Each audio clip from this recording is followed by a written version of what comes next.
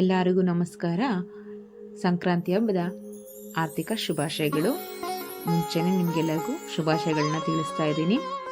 ಸಂಕ್ರಾಂತಿ ಹಬ್ಬದಲ್ಲಿ ಈ ರೀತಿ ಮಾಡೋದ್ರಿಂದ ನಿಮಗೆ ಸಕಲ ಸೌಲಭ್ಯ ಹಾಗೆ ನೀವು ಅಂದ್ಕೊಂಡ ಕಾರ್ಯಗಳು ವಿಜಯವಾಗುತ್ತೆ.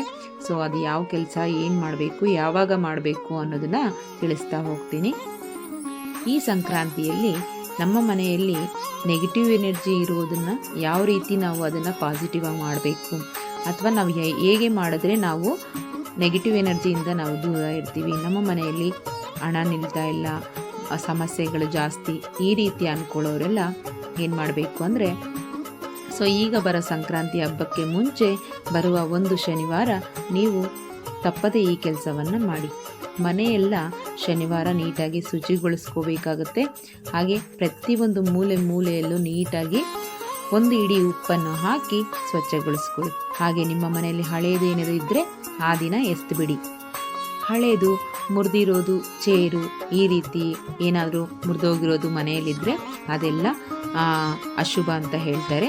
ಅದನ್ನೆಲ್ಲ ಆಚೆ ಬಿಸಾಕಬೇಕಾಗತ್ತೆ. ಅದು ಶನಿವಾರದಂದು ಬಿಸಾಕಬೇಕು.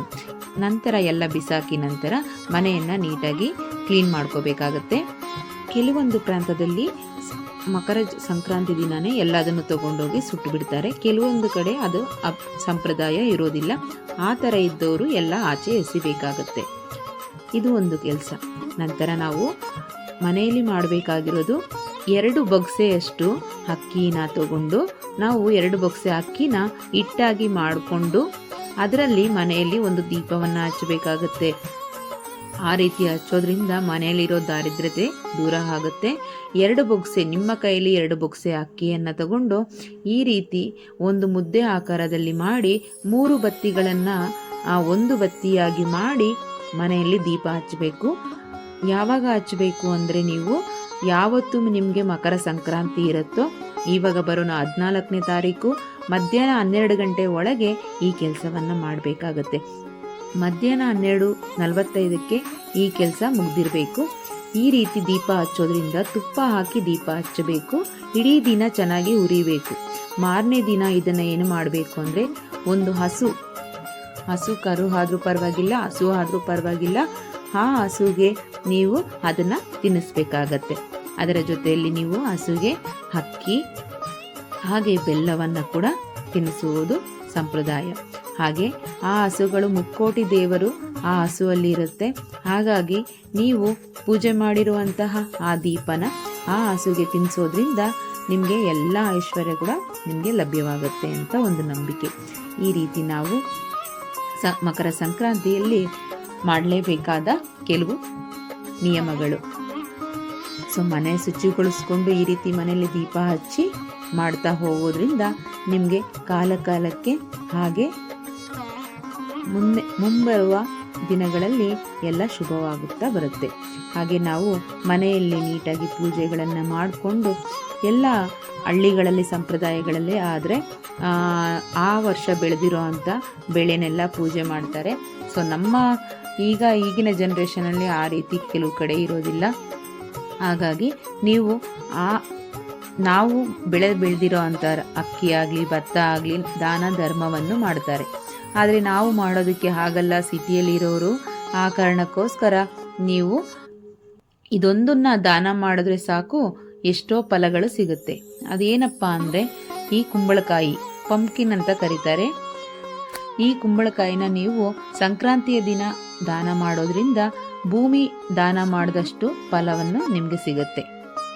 ಅದು ಬ್ರಾಹ್ಮಣರಿಗೆ ಅಂತ ಅಲ್ಲ, ಯಾರಿಗಾದರೂ ಆಗಲಿ, ಅವಶ್ಯಕತೆ ಇದ್ದವರಿಗೆ ಆಗಲಿ, ಬಡವರಾದರೂ ಪರವಾಗಿಲ್ಲ, ಅದರ ಬಗ್ಗೆ ಬೆಲೆ ಗೊತ್ತಿರಬೇಕು. ಅಂದರೆ ಇದು ನಮಗೆ ಸಿಕ್ಕಿದ್ರೆ ನಮ್ಮ ಜೀವನದಲ್ಲಿ ಅಂದರೆ ನಮ್ಮ ಒಂದು ದಿನ ಊಟ ಆಗುತ್ತೆ, ನಮಗೆ ಯೂಸ್ ಆಗುತ್ತೆ ಅನ್ನೋ ಅಂತಹ ಜನಗಳಿಗೆ ಕೊಡಬೇಕಾಗತ್ತೆ.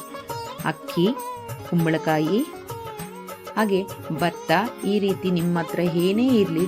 ಹಾಗೆ ನಾವು ಈ ಕುಂಬಳಕಾಯಿ ಅಕ್ಕಿಯ ಜೊತೆ ಹಾಗೆ ಕಪ್ಪು ಎಳ್ಳು ಈ ರೀತಿ ಒಂದಿಷ್ಟು ದಾನ ಧರ್ಮವನ್ನು ಈ ಪುಣ್ಯ ಕಾಲಗಳಲ್ಲಿ ಮಾಡ್ತಾ ಬರಬೇಕು. ಅದರಲ್ಲಿ ಎಲ್ಲರೂ ಎಳ್ಳು ಕೊಬ್ಬರಿ ಬೆಲ್ಲ ಅಂತ ಮಾಡ್ತಾರೆ ಸ್ವಲ್ಪ ಸ್ವಲ್ಪ ಜನ. ಆದರೆ ಕಪ್ಪು ಎಳ್ಳು ಕೂಡ ಅದರಲ್ಲಿ ಸೇರಿಸಿ ಕೊಡಿ, ತುಂಬಾ ಒಳ್ಳೆಯದಾಗತ್ತೆ. ಬಿಳಿ ಎಳ್ಳು, ಕಪ್ಪು ಎಳ್ಳು, ಹಾಗೆ ಕುಂಬಳಕಾಯಿ, ಹಾಗೆ ಅಕ್ಕಿ, ಹಾಗೆ ನಿಮಗೆ ಕಬ್ಬು ಕೂಡ ಸಿಗುತ್ತೆ ಎಲ್ಲ ಕಡೆ. ಕಬ್ಬನ್ನು ದಾನ ಮಾಡಬೇಕಾಗತ್ತೆ. ಇದರಲ್ಲಿ ನಮಗೆ ಹಾಗೆ ಕಬ್ಬು ಕೂಡ ದಾನ ಮಾಡೋದ್ರಿಂದ ಕೂಡ ನಮ್ಮಲ್ಲಿರುವಂಥ ನೆಗೆಟಿವ್ ಎನರ್ಜಿ ಹೋಗಿ ಪಾಸಿಟಿವ್ ಎನರ್ಜಿ ಬರುತ್ತೆ. ಹಾಗೆ ಆ ಲಕ್ಷ್ಮೀ ದೇವಿಯ ಅನುಗ್ರಹ ಕೂಡ ಆಗತ್ತೆ. ಇದರ ಜೊತೆ ಬೆಲ್ಲ ಕೂಡ ದಾನ ಮಾಡಬೇಕಾಗತ್ತೆ. ನೀವು ಅಕ್ಕಿ ಜೊತೆ ಬೆಲ್ಲ ಕೂಡ ದಾನ ಮಾಡಿ, ತುಂಬಾ ಒಳ್ಳೆಯದಾಗತ್ತೆ. ನಿಮ್ಮ ಮನೆಯಲ್ಲಿ ವರ್ಷದಲ್ಲಿ ಅಭಿವೃದ್ಧಿ ಕಾಣ್ತಾ ಹೋಗ್ತೀರಾ. ಈ ರೀತಿ ಮಾಡ್ಕೊಂಡು ಬರೋದ್ರಿಂದ ಮಕ್ಕಳ ಕೈಯಲ್ಲಿ ಈ ರೀತಿ ಮಾಡಿಸಿ, ದೊಡ್ಡವರು ಮಾಡಿ, ದಾನ ಧರ್ಮವನ್ನು ಮಾಡಿ, ಮುಕ್ಕೋಟಿ ದೇವತೆಗಳ ಆಶೀರ್ವಾದ ಪಡಿತೀರ. ಈ ಮಕರ ಸಂಕ್ರಾಂತಿಯಲ್ಲಿ ಇಷ್ಟು ಕೆಲಸಗಳು ಮಾಡ್ತಾ ಬಂದರೆ ನಿಮ್ಮ ಜೀವನದಲ್ಲಿ ಎಷ್ಟೋ ಸುಧಾರಿಸ್ತಾ ಬರ್ತೀರ. ಶ್ರೀಮಂತರಾಗ್ತೀವಿ ನಾವು ಒಂದೇ ಸರಿ ಇದನ್ನು ಮಾಡಿದ್ರೆ ಅಂತ ಅಂದ್ಕೊಂಡ್ರೆ ಅದು ನಿಮ್ಮ ತಪ್ಪಾಗುತ್ತೆ.